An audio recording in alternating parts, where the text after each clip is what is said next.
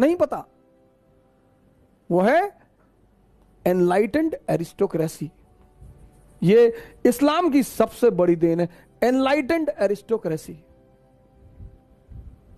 और इसमें दो नाम इतने महान हैं, एक अल हारून और दूसरा उसका बेटा अल मामून।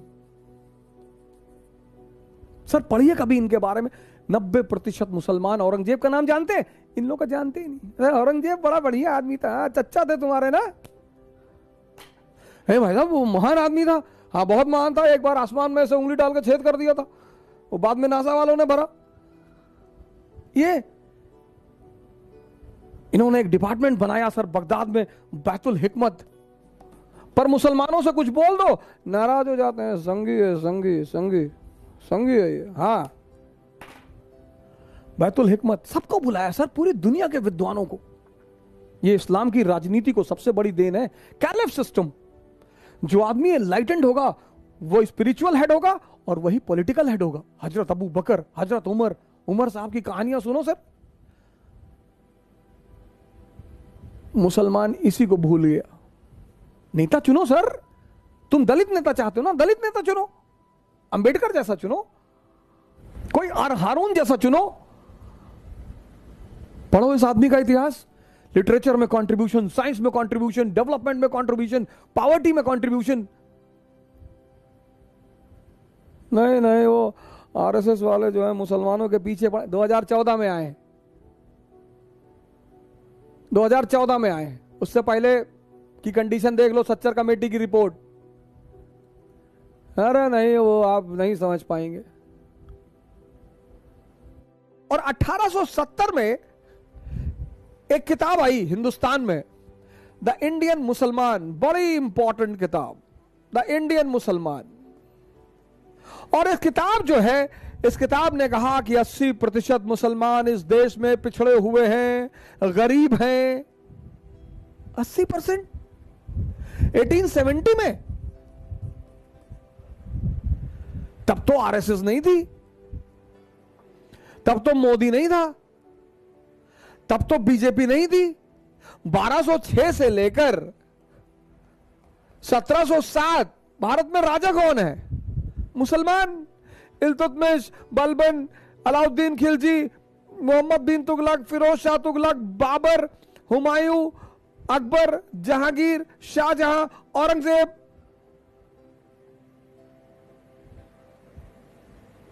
तो ये कैसे हो गया? मैंने बड़े सारे मुस्लिम इंटेलेक्चुअलों से सवाल किया, मौलानाओं से कहा, मैंने कहा चाचा ये कैसे हो गया? नहीं नहीं, वो जो है वो कुछ दूसरा मसला है, वो आप नहीं जान पाए। नहीं नहीं, कैसे हो गया? तब तो ये लोग थे नहीं, ये कैसे हो गया? इसका मतलब कोई बुनियादी दिक्कत है जिस पे लोग जा नहीं रहे हैं। यह मकसद है मेरा आपको इस कहानी सुनाने का। यहां पे तो सर मुसलमान शासक है, फिर 80% गरीब, पिछड़े। क्यों? कोई तो बुनियादी वजह होगी सर। इतना बड़ा ये बिंदी देख रहे हैं, इतना बड़ा इजराइल और इतना बड़ा अरब वर्ल्ड।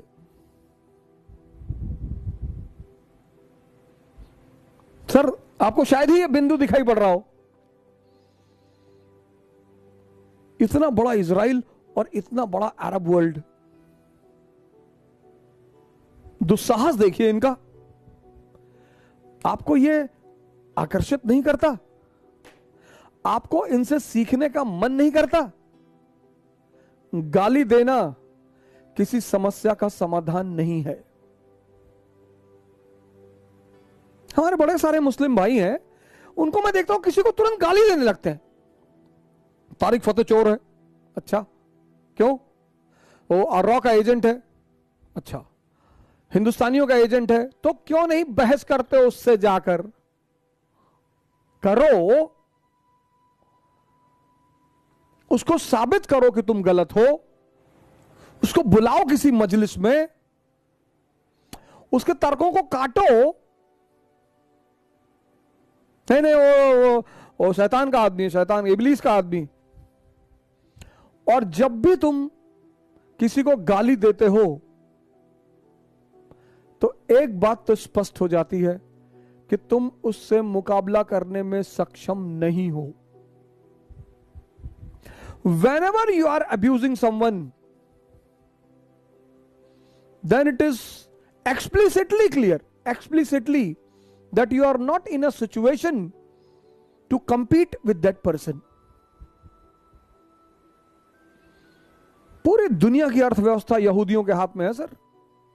इतना ऑयल रिजर्वायर होते हुए तुम उनके गुलाम हो। 48 में मारा, 56 में मारा,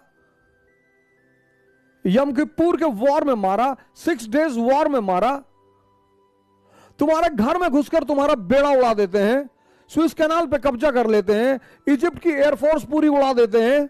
तुम्हें यह चीज आश्चर्य नहीं करती? बस गाली ही देते हो कि इस्लाम की सबसे बड़ी राजनीतिक देन है एनलाइटेंड एरिस्टोक्रेसी।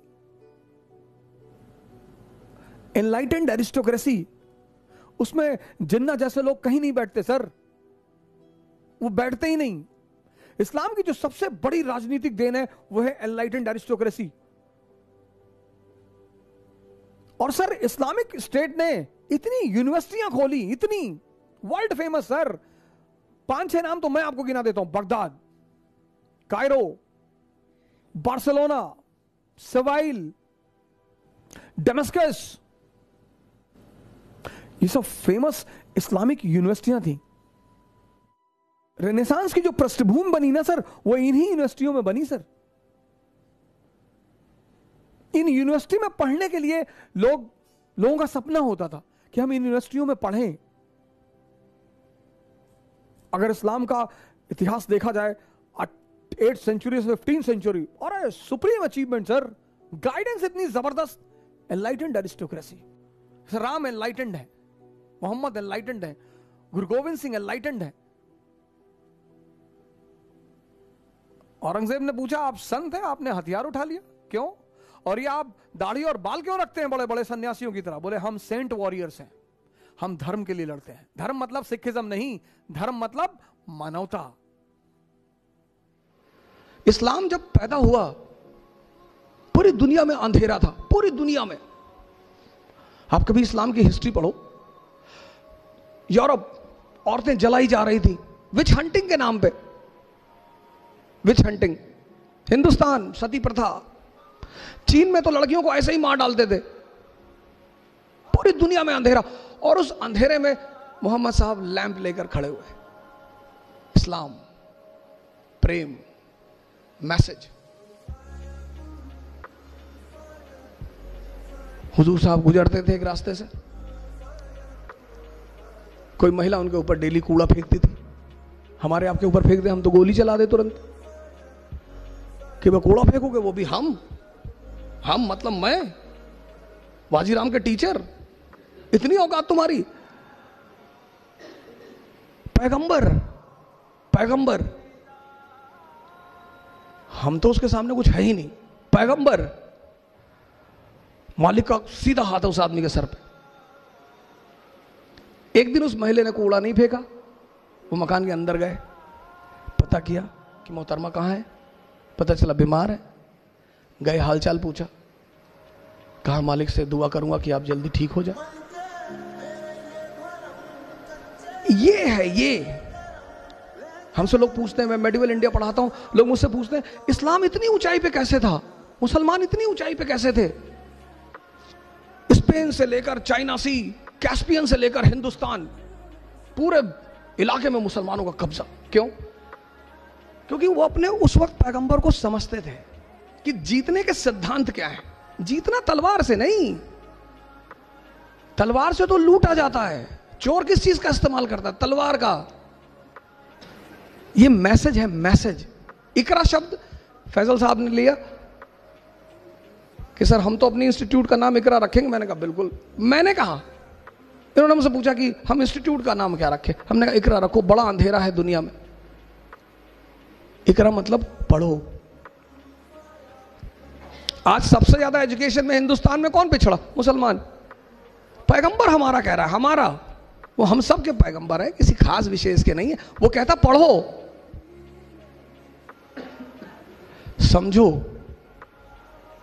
तैफ शहर का नाम सुना होगा, काफी लोग बैठे हुए। तैफ, वहां के लोग हुजूर साहब को पत्थर मारते थे, गाली देते थे। जिब्राइल साहब ने हुजूर साहब से कहा कि कहो तो, तैफ शहर दो पहाड़ों के बीच में है, तो उन्होंने हुजूर साहब से कहा कि कहो तो दबा दूं। अरे बोले नहीं, जाने दो।